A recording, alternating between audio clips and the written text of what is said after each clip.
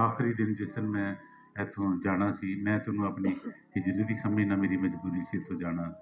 और जाण तो चंद महीने या हफ्ते पहले मैं रात ਨੂੰ ਉੱਠਦਾ ਸਾਂ ਤੇ ਆਪਣੇ ਘਰ ਦੀਆਂ ਕੰਧਾਂ ਦੇ ਪੋਚੇ ਲੈਂਦਾ ਸਾਂ, ਆਪਣੇ ਮਹੱਲਾ ਦੀਆਂ ਦੀਵਾਰਾਂ ਨੂੰ, ਆਪਣੇ ਗਲੀ ਮਹੱਲੇ ਦੀਆਂ ਜਿਹੜੀਆਂ ਦੀਵਾਰਾਂ ਸੀ ਉਹਨਾਂ ਨੂੰ ਮੈਂ ਹੱਥ ਲਾ ਕੇ ਤੇ ਆਪਣੇ ਸੀਨੇ ਤੇ ਫੇਰਦਾ ਸਾਂ। ਮੇਰਾ ਦਿਲ ਨਹੀਂ ਸੀ ਕਰਦਾ ਸੁੱਖ ਚੱਕ ਜਾਣ ਤੋਂ, ਪਰ ਉਹ ਮੇਰੀ ਇੱਕ ਮਜਬੂਰੀ ਸੀ, ਮੈਨੂੰ ਜਾਣਾ ਪਿਆ।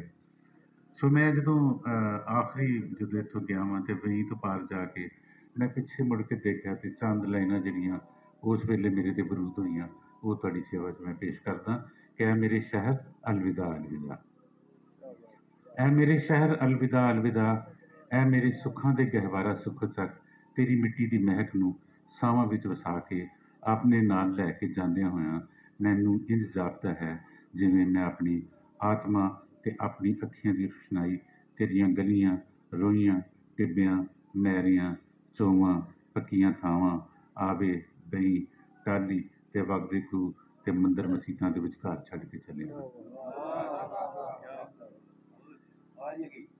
ਮੰਦਰ ਮਸੀਤਾਂ ਦੇ ਵਿਚਕਾਰ ਛੱਡ ਕੇ ਚੱਲੇ ਹਾਂ, ਇਹ ਮੇਰੇ ਸੁੱਖਾਂ ਦੇ ਗਹਿਵਾਰਾ ਸੁੱਖ ਚੱਕ। ਤੈਨੂੰ ਅਲਵਿਦਾ ਕਹਿਣਾ ਕੋਈ ਐਡਾ ਸੌਖਾ ਕੰਮ ਨਹੀਂ, ਤੈਨੂੰ ਅਲਵਿਦਾ ਕਹਿਣਾ ਐਡਾ ਸੌਖਾ ਕੰਮ ਨਹੀਂ।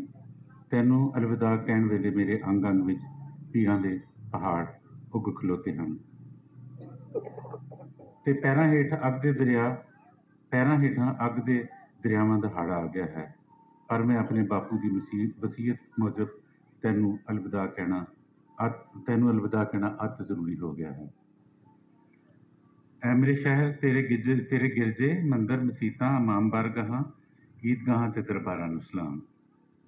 ਐ ਮੇਰੇ ਸ਼ਹਿਰ ਮੈਂ ਆਪਣੀ ਆਤਮਾ ਤੇਰੇ ਕੋਲ ਛੱਡ ਕੇ ਜਾ ਰਿਹਾ ਹਾਂ, ਆਤਮਾ ਰੂਹ। ਐ ਮੇਰੇ ਸ਼ਹਿਰ ਮੈਂ ਆਪਣੀ ਆਤਮਾ ਤੇਰੇ ਕੋਲ ਛੱਡ ਕੇ ਜਾ ਰਿਹਾ ਹਾਂ। ਮੇਰੀ ਆਤਮਾ ਮੇਰੇ ਮਾਪਿਆਂ ਦੀ ਢੇਰੀ ਦਾ ਤਵਾਫ ਕਰਦੀ ਰਹੇਗੀ, ਮੇਰੀ ਆਤਮਾ ਮੇਰੇ ਮਾਪਿਆਂ ਦੀ ਢੇਰੀ ਦਾ ਤਵਾਫ ਕਰਦੀ ਰਹੇਗੀ। ਇਸ ਤਵਾਇਫ ਤੇ ਇਹ ਤਵਾਫ ਉਸ ਦਿਨ ਤੱਕ ਜਾਰੀ ਰਹੇਗਾ ਜਦੋਂ ਤੱਕ ਮੈਂ ਆਪਣੇ ਆਖਰੀ ਸਾਹ ਪੂਰੇ ਕਰਕੇ ਆਪਣਾ ਜੁੱਸਾ ਲੈ ਕੇ ਤੇਰੇ ਕੋਲ ਵਾਪਸ ਨਾ ਆ ਜਾਵਾਂ।